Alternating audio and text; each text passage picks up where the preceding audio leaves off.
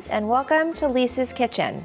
Today I am going to make for you ground beef tacos with some pink beans, some guacamole, a little pico de gallo. Ground beef tacos you typically will not find in Mexico. They will do steak tacos, carne asada is what it's generally called. Ground beef is much more typical in Colombia. Colombians will do ground beef. I love ground beef tacos, and they're super easy to make, and so that's what we're going to have. I went ahead and I diced up some white onion. I just finely chopped some cilantro. I started to cut up some tomatoes, little tomatoes, to make the pico de gallo. That's simply tomato, onion, cilantro, a little bit of lime, and you put a little bit of salt and a little bit of olive oil. Very fresh, very light. Put them in the bowl. I will throw in just a little bit of cilantro into that, and just a little bit of onion into that. Pico de gallo. But I thought it was Cinco de Mayo. Cinco de Mayo, not yet. Soon, Cinco de Mayo. Throw in some good old-fashioned olive oil. And grass-fed beef is definitely beef of choice. It has a lot less fat. It's a lot healthier and readily available in almost all supermarkets nowadays. Before I do that, I want to just saute some onion, just like that. Let's start seasoning. Kosher salt. I don't love those seasoning packets that you could buy. You can, if you love them, fine. I find they're just super, super salty. Some chipotle, chili will go in, some onion. We will put in some cumin, just a little bit of chili powder. Chili powder and chipotle chili have very different taste. Chipotle chili is smoked. And then this is a blend, Pico Fruta. It's got chili and it's got some lemon peel and some dried cilantro. I like these blends. And Penzeys spices, which is all the spices I mostly use, are fantastic. And a little bit of black pepper will go in, as well as, of course, some oregano. Oregano is big in Mexican cooking. So we will put some oregano, and let's give this a stir, shall we? All right, let's give this a little bit of a stir, getting that started. No garlic in this. Okay, let's get that cooking. I could smell the seasonings, they're starting to toast. You don't want to cook the onions too much, just a few minutes, they'll be translucent. While that's cooking, I will finish the pico de gallo. Just salt. We will put some lime juice. Yes. Just a little pinch of olive oil. A little stir, like that. To mix, not incorporate. I wanted to say incorporate, but we will say mix. Yeah. This will sit now, and the tomatoes will release some of their juice and everything will get happy. I think the onions are good. They look like they're good. Let's throw in the beef, the ground beef. All right, let's get this. You have to just sort of, I like to say, work the meat. It'll break apart very easily once it starts to cook, but let's season it in the meantime. So, decent, generous amount of salt. The meat is not seasoned at all. So we will add salt and go back to what we started with. Chipotle, onion, cumin, some black pepper, oregano, a little bit of the Pico Fruta will go in there, and just a pinch of chili powder, not a lot. I don't want this to be too spicy for my cameraman. And then see, as it starts to cook, you just break it up, just like this. This is another one of those things that comes together really, really quick. If you wanted to, if you could add tomato into here, you can add salsa. If you wanted it to be a little bit more red, I'm opting not to do that today. What's the difference between that salsa that you add and the salsa dancing? Well, the salsa that you would add in, you could eat it, right? Yeah. And salsa dancing.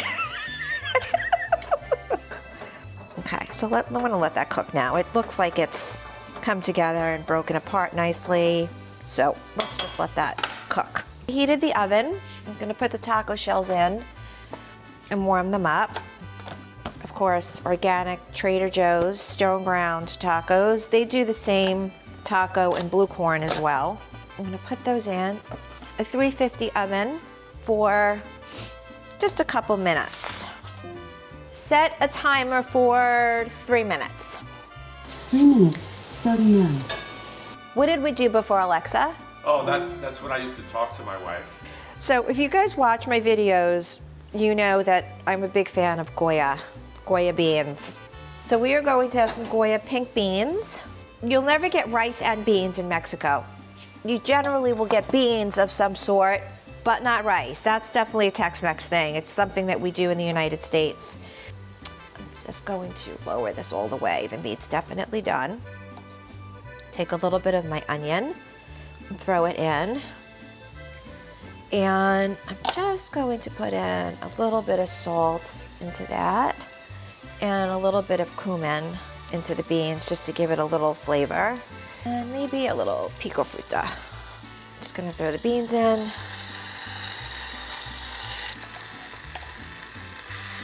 Okay, they will cook quickly.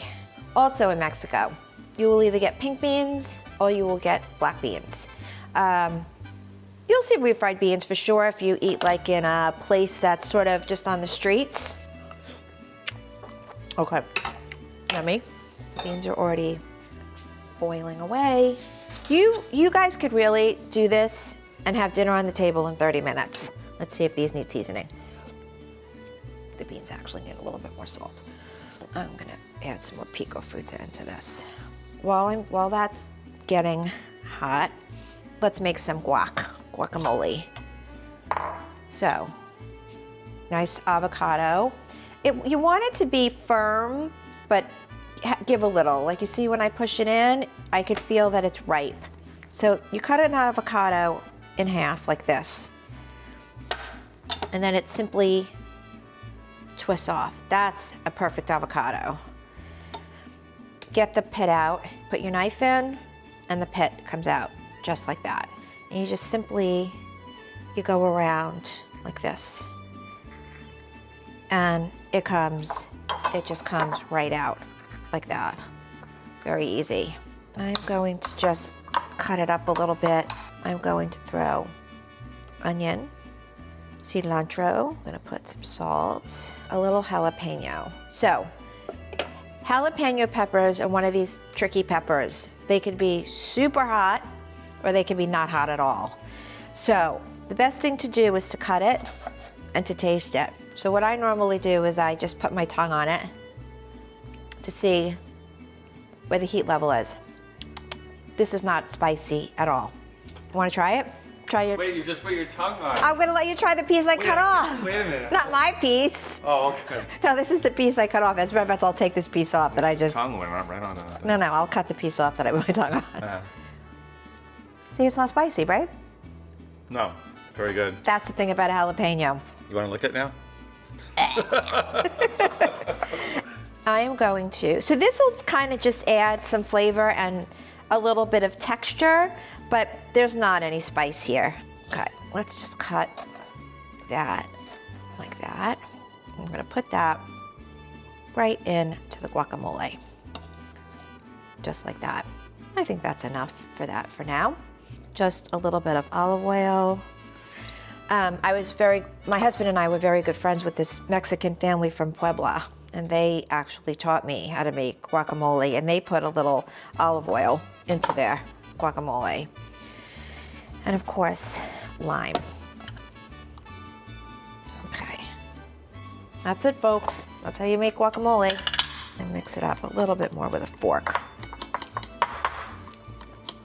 There's guacamole. We are going to, I'll put a little bit of, see how there's a bunch of juice now?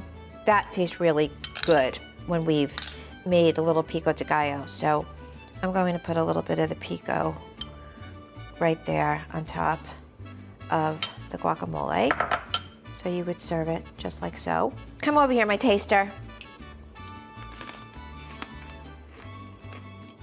How is it? Good?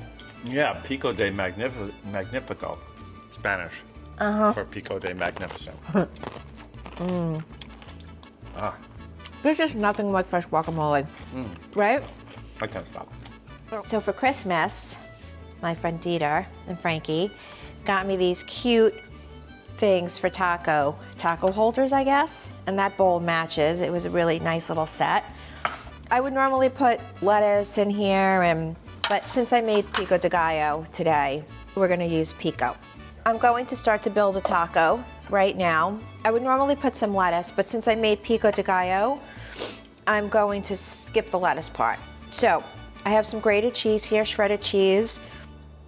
I believe it's got some cheddar cheese here, a little bit of Monterey Jack cheese. I think it's got some other Mexican cheeses. Let's put some Mexi cheese in the bottom of the taco. Cheese and butter make things better. My little set also came with this cute little, and it really works very well when you're putting meat into a taco. So we'll put the meat right in like that. I'm gonna just put a little drop of pico de gallo. This also tastes really nice. You can pickle some onions if you want to. That would be nice. I do that also as well. You can also put this salsa in there versus that. And then we'll just put a drop of that. I like a lot of stuff in my taco. I kind of feel like the more stuff that's in there, it always comes together and tastes really yummy. So there are your tacos. We'll also put some beans with the taco. A little bit of chopped onion on top of it for freshness. A little bit of cilantro. And a little bit of feta cheese, which mimics Oaxacan cheese.